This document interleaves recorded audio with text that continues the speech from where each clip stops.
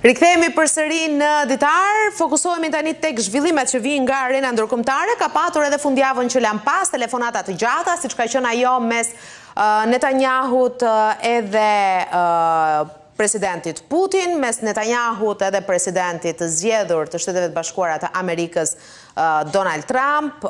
Është folur shumë për Gazën, është folur shumë për Sirin, çfarë po ndodh atje dhe synimet e të gjitha palëve në Siri, se duket sikur pas largimit të Bashar al-Assad do të vendosin vetë sirianët edhe qeveria e përkohshme, por duket se nuk do të jetë kështu. Përsëri fati i Sirisë do të jetë në dorë të ndërkombëtarëve. Për këtë pyesim më gjërësisht, njohin shumë të mirë të marrëdhënieve ndërkombëtare, pedagog pranë Tirana Business University, Sokol Kondi, që na bashkohet në ditar. Mirë se vjen, kënaqësi që jemi ne.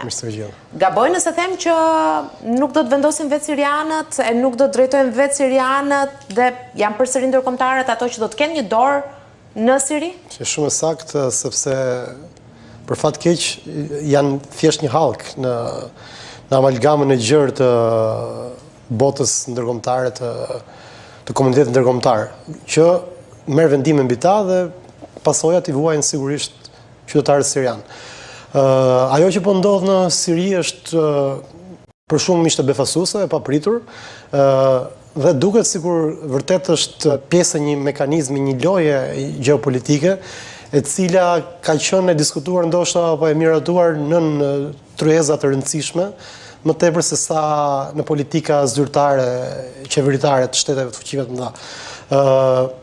Ndryshe nuk mund të shpjegohet se si brenda 10 ditësh ndodhi një katapultim kaq i madh, një përmbysje e ekuilibrave në lojë dhe për shembull Rusia që kishte kaq vite që e mbante në këmbë diktatorin Assad, nuk pati asnjë reagim, asnjë lloj shqetësimi, nuk shpreh asnjë shqetësim për faktin që këta xhihadistët që deri di Rusia kishte kundërshtar, sot rrëzuan qeverinë kukull ruse që ata mbështesnin, dhe për Rusin kjo nuk ka asnjë problem. Nuk di, në dijenin time të ketë një reagim zyrtar të Kremlinit apo të ketë patur kundër masa të tilla për të luftuar, për mos të lejuar që kjo të ndodhte. Dhe këtu ka pasur Turqia, se Erdogan e pranoi vetë që kanë patur telefonata me Teheranin dhe me Moskën që të mos luftojnë me rebelët. Atëherë jemi dakord që këtu ka pas një dakordsi, pra ka pas një pakt, është pjesë e një pakti për të përmbysur situatën në terren nëpërmjet tryezave politike të fuqive të mëdha.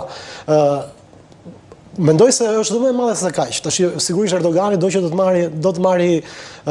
hyjë mbi karrocën e fitimtarëve dhe për momentin mund ta bëjë, sepse forcat e mbështetura prej tij janë ato që mbi zotruan dhe janë ato që mbajnë në fre dhe faktorin kurd, të cilit Erdogani druhet shumë, sepse kurdët janë të ndarë në 5 shtete në atë rajon dhe nëse faktorizohen në Siri, është frika që kjo të ndodhin në Turqi, të ndodhin në Iran dhe në gjithë shtetet ku ata janë, në Irak, kështu me radhë, ku janë të pranishëm. Duke krijuar një konfederat kurde, po qoftë një shtet të tyre të fuqishëm që bie ndesh me integritetin territorial të Turqisë. Po, nëse Erdogan fiton vetë dhe bind Putinin që vetëm të tërheqë ushtarët rus, po edhe të mos luftojë me rebelët, Putin nuk është i çmendur. Shiko, unë nuk e shoh. Dhe po vepron në favor të Erdogan. Nuk e shoh kaq të thjesht, nuk e shoh si një fitore absolute të Erdoganit, sepse aty ka aq faktor në lojë. A keni parasysh? Kush është tjetër veç Turqisë? Shiko, rebelët që kanë luftuar Assadin kanë qenë mbështetur nga Shtetet e Bashkuara. Po, organizatë kriminale vazhdon ende është organizatë terroriste. Po, ndërkohë janë mbështetur nga Shtetet e Bashkuara për të luftuar Assadin, ndërkohë Moska mbështeste forcat anti-Assad, ndërkohë dhe Erdogani mbështeste forcat anti-Assad. Por këto nuk ishin një aleancë bashkë, ishin forca të ndara me njëra tjetrën. Tani keni parasysh kaosin në 97 në Shqipëri, atje është dhe shumë herë më keq.